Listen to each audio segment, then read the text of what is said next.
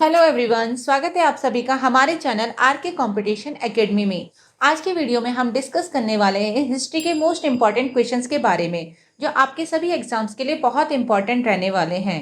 तो चलिए स्टार्ट करते हैं आज की वीडियो। आज की वीडियो में पहला प्रश्न हमारे पास है, पंत प्रतिनिधि और हुकूमत पनाह नामक दो नए पदों की अवधि किसके अष्टप्रधान मंडल में जोड़ी गई?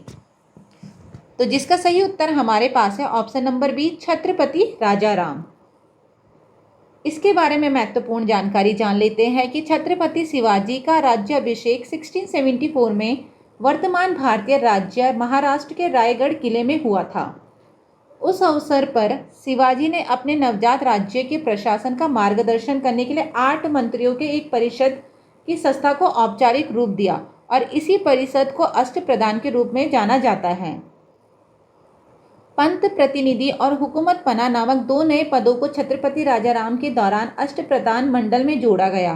अब अष्टप्रधान मंडल की बात की जाए तो मराठा राज्य का प्रमुख राजा था, वह प्रशासन का प्रमुख भी था। राजा को उनके 8 मंत्रियों की परिषद द्वारा सहायता प्रदान की गई, जिसे अष्टप्रधान मंडल के रूप में जाना जाता है। तो छत्रपति शिवाजी के 8 मंत्री इस तरीके से हैं, जैसे पहला हमारे पास है पेशवा, जिसे मुख्य प्रधान भी कहा जाता है। दूसरा है मंजूमदार या अमात्य। तीसरा वेकिंस या फिर मंत्री। चौथा था दबीर या सुमंत जिसे बोल सकते हैं। पांचवा सुन्नीस या सचिव। छठा थे पंडित राव या शाही पुजारी। सातवें सेनापति या कमांडर चिन्ह और आठवें थे न्यायाधीश या मुख्य न्यायाधीश। तो आप यहाँ पे पिक्चर्स में देख सकते हैं छत्रपति शिवाजी के 8 मंत्रिमंडल जो इस तरीके के थे। अगला प्रश्न हमारे पास है, निम्नलिखित में से कौन सा जानवर जैन तीर्थकर महावीर से जुड़ा है? तो जैन तीर्थकर की बात की जाए तो हमारे पास टोटल 24 जैन तीर्थकर थे, जिसमें से महावीर जो है वो अंतिम तीर्थकर थे। तो यहाँ पे प्रतीक की बात की जाए तो यहाँ पे सही उत्तर हमारे पास है ऑप्शन नंबर डी, शेर। इसके बारे में अधिक जानकारी ले लेते हैं कि जैन धर्म एक प्राचीन भारतीय धर्म है जो सभी जीवित प्राणियों को अनुशासित अहिंसा के माध्यम से आध्यात्मिक शुद्धता और ज्ञान की शिक्षा देता है। जैन जीवन का उद्देश्य आत्मा की मुक्ति प्राप्त करना है। तीर्थकर जैन धर्म के रक्षक और आध्यात्मिक शिक्षक हैं। जैन धर्म के 24 तीर्थकर हैं, जिसमें से प्रथम तीर्थकर ऋषभदेव थे और अंतिम तीर्थकर महावीर थे। तो यहाँ पे जैन धर्म के अंतिम 5 तीर्थकरों और उनके प्रतीकों की सूची दी गई है, जैसे मुनि सुरवत जिनका प्रतीक कछुआ रहा है, नमीनाथ जिनका प्रतीक नीली कमल है, नेमिनाथ जी जिनका प्रतीक शंख है, पार्श्वनाथ जिनका प्रतीक सांप है, वहीं महावीर जिनका प्रतीक शेर है। अधिक जानकारी लेते हैं। प्रथम 5 तीर्थकरों और उनके प्रतीकों की बात की जाए तो यहाँ पे भगवान ऋषभदेव जी के प्रतीक रहे हैं बैल, अजितानाथी जी का प्रतीक रहे हैं हाथी, संभवनाथ का प्रतीक रहे हैं घोड़ा, अभिनंदन नाथ जी के प्रतीक रहे हैं बंदर, सुमितिनाथ का प्रतीक रहे हैं हंस।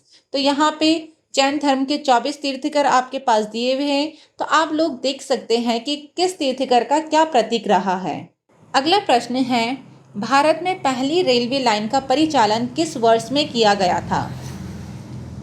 तो जिसका सही उत्तर हमारे पास है ऑप्शन नंबर सी, 1853। इसके बारे में अधिक जानकारी लेते हैं कि भारत में पहली रेल लाइन 16 अप्रैल 1853 को चालू हुई थी, जो मुंबई को ठाणे से जोड़ती थी। इस उद्घाटन रेल लाइन द्वारा तय की गई दूरी 34 किलोमीटर थी। यह ऐतिहासिक यात्रा 14 डिब्बों वाली एक ट्रेन द्वारा पूरी की गई थी और इसे साहिब, सुल्तान और सिंध नाम के 3 लोकोमोटिव द्वारा खींचा गया था। यह रेल परियोजना great Indian peninsula railway company द्वारा शुरू की गई थी, जिसे ब्रिटिश सरकार से वित्तीय सहायता मिली थी। रेलवे के आगमन ने ब्रिटिश औपनिवेशिक काल के दौरान भारत के परिवहन और औद्योगिक विकास में एक महत्वपूर्ण मील का पत्थर बनाया। अगला प्रश्न दिया है हमारे पास, दीवानी अधिकार ईस्ट इंडिया कंपनी को डैश द्वारा डैश को प्रदान किए गए थे? तो जिसका सही आंसर हमारे पास है ऑप्शन नंबर बी, मुगल सम्राट 12 अगस्त 1765। दीवानी अधिकार किसी क्षेत्र के राजस्व संग्रह, दीवानी न्याय, प्रशासन और वित्त प्रबंधन के अधिकार को संदर्भित करते हैं। 12 अगस्त 1765 को मुगल सम्राट शाह आलम द्वितीय ने इलाहाबाद की संधि के बाद बंगाल, बिहार और उड़ीसा की दीवानी अधिकार ईस्ट इंडिया कंपनी को प्रदान किए। इन अधिकारों ने एक महत्वपूर्ण मोड़ चिन्हित किया क्योंकि उन्होंने ईस्ट इंडिया कंपनी को इन क्षेत्रों के आर्थिक संसाधनों को नियंत्रित करने की अनुमति दी।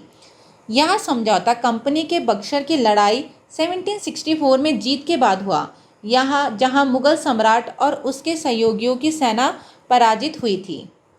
अधिक जानकारी लेते हैं कि दीवानी अधिकारों का प्रभाव क्या पड़ा। तो दीवानी अधिकार प्राप्त करके ईस्ट इंडिया कंपनी प्रभावी रूप से बंगाल, बिहार और उड़ीसा में प्रशासनिक प्राधिकरण बन गई। इसने भारतीय में ब्रिटिश शक्ति के समेकन और एक व्यापारिक संस्था से एक क्षेत्रीय प्राधिकरण में समकरण कर मार्ग प्रशस्त किया। इसने कंपनी को कर एकत्रित करने और अपार वित्तीय संसाधन प्राप्त करने की अनुमति दी, जिसका उपयोग अपनी सेना और प्रशासनिक ढांचे को मजबूत करने के लिए किया गया। दीवानी अधिकारों को प्रदान करना भारत में ब्रिटिश औपनिवेशिक शासन की स्थापना में एक मौलिक क्षण माना जाता है। अगला प्रश्न है, 1933 के हरिजन आंदोलन के दौरान महात्मा गांधी ने कितने दिन उपवास किया था? तो सही उत्तर हमारे पास है ऑप्शन नंबर बी, 21 दिन। 1933 के हरिजन आंदोलन में महात्मा गांधी ने 21 दिनों तक उपवास किया था। यह अस्पृश्यता के विरुद्ध आंदोलन का समर्थन करने के लिए एक आत्मशुद्धि उपवास था और उन्होंने हिंदुओं से हरिजनों के लिए मंदिर और कुएं खोलने का आग्रह किया। हरिजन, जिसका अर्थ है हरि का जन, ईश्वर का आदमी, यह शब्द गांधी जी द्वारा 1933 में पुनः पैक्ट के बाद दलितों और अन्य सभी दमित वर्गों को दिया गया था। गांधी जी ने अछूतोद्धार आंदोलन का निर्णय लिया। वे सदैव अस्पृश्यता के खिलाफ थे। 1933 में उन्होंने इसके खिलाफ आंदोलन शुरू किया। उन्होंने अस्पृश्यता के खिलाफ लड़ने तथा साथ ही भारतीयों और सरकार द्वारा दलितों को सामाजिक, आर्थिक और राजनीतिक समर्थन की सामाजिक मांग के लिए वर्धा आश्रम से पूरे भारत की यात्रा शुरू की। उनका आंदोलन हरिजन यात्रा के नाम से जाना जाता है, जो 9 महीने तक चलने वाली एक लंबी यात्रा थी। हरिजन उत्थान कार्य के सिलसिले में महात्मा गांधी 9 मार्च 1934 को हैदराबाद आए। अगला प्रश्न है, निम्नलिखित में से किस आंग्ल मराठा युद्ध के परिणाम स्वरूप पेशवाओं के प्रांतों का मुंबई प्रेसिडेंसी में विलय हो गया? तो जिसका सही उत्तर हमारे पास है ऑप्शन नंबर बी, तीसरे। इसके बारे में जानते हैं। आंग्ल मराठा युद्ध जिसके परिणाम स्वरूप पेशवाओं के प्रांतों का बम्बई प्रेसिडेंसी में विलय हुआ, वह तीसरा आंग्ल मराठा युद्ध था। यह युद्ध 1817 और 1819 के बीच हुआ था और ब्रिटिश ईस्ट इंडिया कंपनी और मराठा साम्राज्य के बीच लड़ाई हुई थी। अंग्रेजों ने युद्ध जीत लिया और परिणाम स्वरूप पेशवाओं के प्रांत, जिसमें पुणे शामिल था, उन पर अंग्रेजों ने कब्जा कर लिया और बॉम्बे प्रेसिडेंसी में विलय कर दिया गया। यह युद्ध भारत के इतिहास में महत्वपूर्ण था क्योंकि इससे मराठा साम्राज्य की शक्ति का अंत हुआ और भारत में ब्रिटिश प्रभुत्व के लिए मार्ग प्रशस्त हुआ। अगला प्रश्न है, गांधी इरविन समझौता भारत के निम्नलिखित में से किस आंदोलन से संबंधित था? तो सही उत्तर हमारे पास है ऑप्शन नंबर बी, सविनय अवज्ञा आंदोलन। गांधी इरविन समझौता भारत के सविनय अवज्ञा आंदोलन से संबंधित था। इस समझौते में 5 मार्च 1931 को महात्मा गांधी और लॉर्ड इरविन ने हस्ताक्षर किए थे। लंदन में आयोजित दूसरे गोलमेज सम्मेलन से पहले इस हस्ताक्षर किए गए थे। गांधी इरविन समझौते के अनुसार गांधी ने सविनय अवज्ञा आंदोलन स्थगित कर दिया और दूसरे गोलमेज सम्मेलन में भाग लेने के लिए सहमत हुए। गांधी इरविन समझौते की प्रस्तावित शर्तें निम्न हैं, जैसे भारतीय राष्ट्रीय कांग्रेस द्वारा दूसरे गोलमेज सम्मेलन में भाग लेना, नमक पर लगने वाले कर को हटाना, भारत सरकार द्वारा जारी भारतीय राष्ट्रीय कांग्रेस की गतिविधियों पर अंकुश लगाने वाले सभी अध्यादेशों को वापस लेना, नमक सत्याग्रह को वापस लेना। गांधी जी की अगुवाई में असहयोग आंदोलन पहला जन राजनीतिक आंदोलन था, जिसकी शुरुआत 1920 में हुई। मुख्य लक्ष्य स्वराज की प्राप्ति। रॉलेट एक्ट अधिनियम 6 फरवरी 1919 को पारित किया गया था। गांधी जी ने इस अधिनियम को काला कानून कहा। रॉलेट एक्ट के दौरान लॉर्ड चेम्सफोर्ड ब्रिटिश वायसराय थे। भारत छोड़ो का प्रस्ताव 8 अगस्त 1942 को पारित किया गया था। क्रिप्स मिशन के विफलता भारत छोड़ो आंदोलन का तत्कालिक कारण बना। इस आंदोलन के दौरान भारत छोड़ो प्रसिद्ध नारा बन गया। अगला प्रश्न है, भारतीय राष्ट्रीय ध्वज में हरा रंग का प्रतीक है। तो सही उत्तर हमारे पास है ऑप्शन नंबर सी, मिट्टी और समृद्धि से संबंध। राष्ट्रीय ध्वज की बात की जाए तो राष्ट्रीय ध्वज एक क्षितिज तिरंगा है जिसमें सबसे ऊपर गहरा केसरिया, बीच में सफ़ेद, सबसे नीचे हरे रंग का समान अनुपात है। केसर जो साहस का प्रतीक है, सफ़ेद रंग सत्य और पवित्रता का प्रतीक है, हरा रंग जीवन, प्रचुरता और मिट्टी समृद्धि से संबंध का प्रतीक है। झंडे की चौड़ाई और उसकी लंबाई का अनुपात 2.3 रेशियो है। इसका डिज़ाइन उस पहिए का है जो सारनाथ लायन कैपिटल अशोक स्तंभ राजधानी के अबेकस पर दिखाई देता है। इसका व्यास सफ़ेद पट्टी की चौड़ाई के बराबर और इसमें 24 तिल्लियाँ हैं। डिज़ाइन पिंगली वेकिया द्वारा दिया था। राष्ट्रीय ध्वज के डिज़ाइन को 22 जुलाई 1947 को भारत के संविधान सभा द्वारा अपनाया गया था। संविधान का पालन करना और उसके आदर्शों और संस्थानों, राष्ट्रीय ध्वजा और राष्ट्रगान का सम्मान करना हमारा मौलिक कर्तव्य है। अगला प्रश्न है, आंध्र महिला सभा के संस्थापक कौन थे? तो जिसका सही उत्तर हमारे पास है option number B, Durgabai Deshmukh.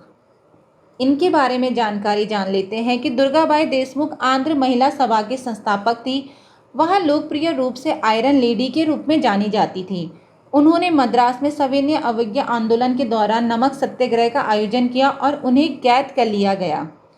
वह AMS यानी कि आंध्र महिला सभा संस्थानों और अन्य महत्वपूर्ण सामाजिक कल्याण संगठनों की संस्थापक थी। उन्होंने 2 अन्य प्रमुख राष्ट्रवादियों AK प्रकाशम और देशोधरका नागेश्वरराव की मदद से मद्रास में आंदोलन शुरू किया। उन्हें एक आंदोलन में शामिल होने के लिए गिरफ्तार किया गया था और जेल में डाल दिया गया था। उन्होंने आंध्र महिला नामक एक पत्रिका का भी संपादन किया और महिलाओं को उन पर लगाए गए अर्थहीन सामाजिक बाधाओं के खिलाफ विद्रोह करने के लिए प्रेरित किया। वह संविधान सभा की सदस्य थी। समाज को उनकी सेवा के लिए स्वतंत्रता के बाद उन्हें ताम्रपत्र और पाल हाफमैन के पुरस्कार से सम्मानित किया गया। अगला प्रश्न है, भारत में स्वर्ण सिक्कों को बड़े पैमाने पर जारी करने वाले पहले राजा कौन थे?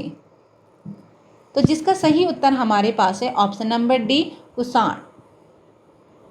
इनके बारे में जानते हैं कुषाण सिक्कों के बारे में कि कुषाणों ने ज़्यादातर स्वर्ण सिक्के और कई तांबे के सिक्के जारी किए जो उत्तर भारत के अधिकांश हिस्सों में बिहार तक पाए गए हैं। स्वर्ण रोमन दिनार पर आधारित थे और 124 ग्रेन यानी कि 8.04 ग्राम के थे। डबल और क्वार्टर दिनार भी जारी किए गए थे। तांबे के सिक्के 26 से 28 मासा या 240 से 260 ग्रेन, जिसका ग्राम की बात की जाए तो 15.55 से 16.85 ग्राम के थे। वीमाकंठ पेशेस के सिक्कों पर एक बैल के पास खड़े शिव की आकृति है, जैसे आप पिक्चर्स में देख सकते हैं। इन सिक्कों पर किंवदंती अनुसार राजा खुद को महेश्वर यानी शिव का भक्त कहता था। कनिष्क, हुइस्क और वासुदेव आदि सभी के सिक्कों पर यही चित्रण है। कई फारसी और ग्रीक देवताओं के अलावा कई भारतीय देवी देवताओं को कुषाण सिक्कों पर दर्शाया गया है। तो कुषाण सिक्कों के जो स्वर्ण सिक्के थे वो किस तरीके से थे, आप ये देख सकते हैं कि किस तरीके से बैल के पास शिव की आकृति बनाई गई है। अगला प्रश्न हमारे पास है, द्वैत शासन प्रणाली की शुरुआत किसने की? तो जिसका सही उत्तर हमारे पास है option number A, Robert Clive ने। इनके बारे में जान लेते हैं। रॉबर्ट क्लाइव 1757 से 1760 के दौरान और पुनः 1765 से 1767 के दौरान बंगाल का गवर्नर था। उसने 1757 में पालसी में सिराजुद्दौला के खिलाफ कंपनी के सेना का नेतृत्व किया था। भारत में द्वैत शासन प्रणाली की शुरुआत रॉबर्ट क्लाइव ने ही की थी। उसने 1765 में बंगाल में द्वैत शासन प्रणाली की शुरुआत की और इसे 1772 तक जारी रखा गया था। बंगाल के प्रशासन को द्वैत शासन प्रणाली के परिणाम स्वरूप दीवानी और निजामत में विभाजित किया गया था। रॉबर्ट क्लाइव को ब्रिटिश भारतीय का बाबर भी कहा जाता है। अगला प्रश्न हमारे पास है, भारतीय राष्ट्रीय कांग्रेस की पहली महिला अध्यक्ष कौन थी? तो सही उत्तर हमारे पास है option number C, Annie Besant. Annie Besant भारतीय राष्ट्रीय कांग्रेस की पहला महिला अध्यक्ष थी। उन्होंने 1917 के कलकत्ता अधिवेशन में भारतीय राष्ट्रीय कांग्रेस की अध्यक्षता की। वह भारतीय राष्ट्रीय कांग्रेस की प्रमुख सदस्य थी। उन्होंने 1960 में होम रूल लीग की स्थापना की। वह पहली बार 1893 में भारत आई और भारतीय राष्ट्रीय आंदोलन में शामिल हो गई। अगर आपको हमारी वीडियो पसंद आ रही हो तो वीडियो को साथ ही साथ लाइक और सब्सक्राइब भी करें, ताकि हम आप लोगों के लिए और भी इम्पॉर्टेंट क्वेश्चन लेके आ सके। तो चलिए अगले क्वेश्चन की ओर बढ़ते हैं। किसके शासनकाल को मुगल वास्तुकला का स्वर्ण युग कहा जाता था? तो जिसका सही उत्तर हमारे पास है ऑप्शन नंबर सी, शाहजहां। इसके बारे में जान लेते हैं। शाहजहां का शासनकाल 1628 से 1658 मुगल वास्तुकला के स्वर्ण युग के रूप में जाना जाता है। इसका कारण है उन्होंने ताजमहल, लाल किला आदि जैसे कई बड़े स्मारक बनाए। उनके शासनकाल में शांति थी, कोई विदेशी खतरा नहीं था। उन्होंने सड़क, नहर बनवाए जैसे कई कल्याणकारी कार्य भी किए। व्यापार और वाणिज्य फला फूला। शाहजहां 1628 से 1658। शाहजहां ने 1638 में अपनी राजधानी को आगरा से दिल्ली स्थानांतरित किया था। उन्होंने शाहजहानाबाद की स्थापना की थी। उन्होंने जामा मस्जिद और मोती मस्जिद बनवाई थी। उन्होंने प्रसिद्ध मयूर सिंहासन भी बनवाया था और 1658 में औरंगजेब ने उन्हें कैद कर लिया था। अगला प्रश्न है, हड़प्पा के किस स्थल पर घोड़े के निशान मिले? तो सही उत्तर हमारे पास है option number B, Surkotada. Surkotada Gujarat के कच्छ जिले के रापर तालुका में स्थित है। यह घोड़े की हड्डियों के अवशेष और कुछ संबंधित कलाकृतियां मिली हैं। जेपी जोशी और AK शर्मा ने 2100 से 1700 ईसा पूर्व के दौरान घोड़े की हड्डियों के निष्कर्षों की सूचना दी थी। सिंधु घाटी सभ्यता के दौरान घोड़े ने महत्वपूर्ण भूमिका नहीं निभाई थी। अगला प्रश्न है, 1 सितंबर 1939 को द्वितीय विश्व युद्ध कहाँ से प्रारंभ हुआ? तो जिसका सही उत्तर हमारे पास है ऑप्शन नंबर ए, यूरोप। द्वितीय विश्व युद्ध की शुरुआत 1 सितंबर 1939 को यूरोप में हुई थी। जर्मनी ने पोलैंड पर आक्रमण किया, जिसने युद्ध की आधिकारिक शुरुआत को चिन्हित किया। हिटलर ने खोए हुए क्षेत्र को पुनः प्राप्त करने और कथित पोलिश आक्रमण का जवाब देने के बहाने इस आक्रमण को उचित ठहराया। इस आक्रमण में ब्लिट्ज़क्रीग रणनीति का उपयोग किया गया था, जिसमें हवाई हमले, तोपखाने और तेजी से आगे बढ़ने वाली जमीनी बलों को संयोजन से तेज और भारी सैन्य हमले शामिल थे। पोलैंड की सहयोगी ब्रिटेन और फ्रांस ने 3 सितंबर 1939 को जर्मनी पर युद्ध की घोषणा की, जिससे संघर्ष आधिकारिक रूप से बढ़ गया। युद्ध जल्दी ही बढ़ गया, जिसमें कई राष्ट्र शामिल हुए, लेकिन इसकी उत्पत्ति यूरोप में निहित थी। 17 सितंबर 1939 को सोवियत संघ ने पूर्व से पोलैंड पर आक्रमण किया। मोलोटोव-रिबेंट्रोप समझौते के बाद, जो जर्मनी और USSR के बीच एक गुप्त असंघर्ष संधि थी। तेजी से हुए आक्रमण के कारण पोलैंड और जर्मनी सोवियत संघ के बीच विभाजन हो गया, जिससे यूरोप में आगे सैन्य कार्रवाई शुरू हो गई। अगला प्रश्न है, बोल्शेविक पार्टी के नेता कौन थे? तो जिसका सही उत्तर हमारे पास है option number C, Lenin. Lenin, जिनका पूरा नाम व्लादिमीर इलिच उलियानोव था, बोल्शेविक पार्टी के नेता थे। उन्होंने 1917 की अक्टूबर क्रांति में महत्वपूर्ण भूमिका निभाई, जिसके कारण अनियंत्रित सरकार का तख्ता पलट हुआ और रूस में बोल्शेविक शासन स्थापित हुआ।